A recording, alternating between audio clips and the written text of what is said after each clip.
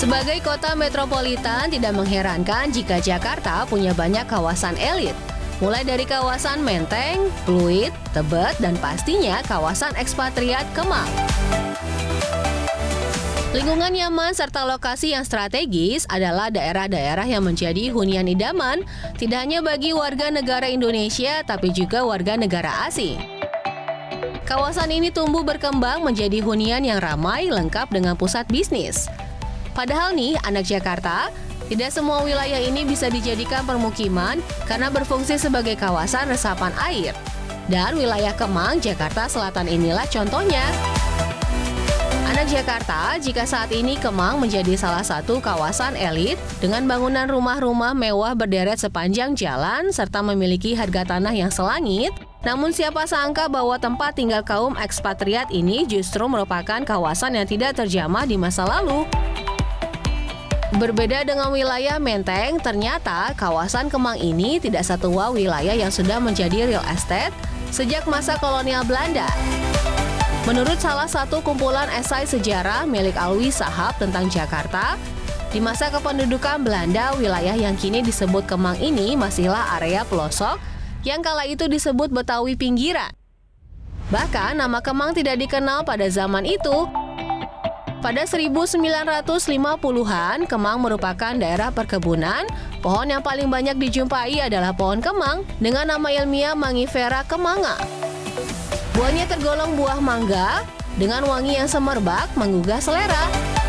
Karena pohon inilah daerah perkebunan ini disebut Kemang. Memasuki tahun 1970-an, bisa dibilang wilayah Kemang masih tergolong sepi karena hanya sedikit pendatang di daerah itu. Salah satu di antaranya adalah pengusaha besar Indonesia Bob Sadino yang baru pulang dari Eropa. Di awal kepindahannya, Sadino membeli sebidang tanah di wilayah yang masih penuh dengan sawah dan kebun-kebun tersebut. Dan dari tangan Bob Sadino inilah lahir toko swalayan terkemuka Kemci. Lalu sejak kapan ya anak Jakarta Kemang menjadi kawasan padat penduduk seperti sekarang ini? Anak Jakarta, pengelolaan kawasan Kemang berdasarkan Rencana Tata Ruang Wilayah Jakarta tahun 1965 hingga 1985 mengharuskan Kemang menjadi daerah resapan air. Pola pembangunan ruang Jakarta kala itu lebih diarahkan 15 km ke barat atau ke timur bukannya ke selatan. Namun sayang nih, anak Jakarta, Kemang dan sekitarnya telah berubah menjadi daerah ramai permukiman. Gedung-gedung besar berterbaran mulai dari kafe, hotel, toko, serta rumah-rumah besar. Pada 1999, Pemprov DKI Jakarta memutuskan mengalihfungsikan daerah Kemang menjadi kawasan komersial. Komunitas internasional di Kemang tumbuh dari penyewaan rumah kepada orang asing yang ternyata meledak sejak awal 1980-an. Orang-orang kaya baru di Jakarta membangun rumah-rumah besar di kawasan ini. Selain dekat dengan Kebayoran Baru yang sudah menjadi kawasan yang hidup, juga karena bisa membeli lahan yang luas, kualitas airnya baik, dan masih rimbun dengan pepohonan. Hal ini mendorong kawasan yang semula sepi tersebut menjadi tempat tinggal penduduk berkocek tebal. Seiring perjalanan waktu, wilayah Kemang semakin padat, sehingga kawasan resapan air di Jakarta pun semakin menipis. Inilah jawaban dari pertanyaan mengapa daerah Kemang dan elit ini sering kedatangan tamu yaitu banjir setiap kali hujan turun. Tapi nih anak Jakarta, walaupun kawasan Kemang ini identik dengan komunitas internasionalnya, siapa yang menyangka jika di balik hiruk-pikuk tempat nongkrong, terdapat sebuah tempat ibadah yang terbilang tua.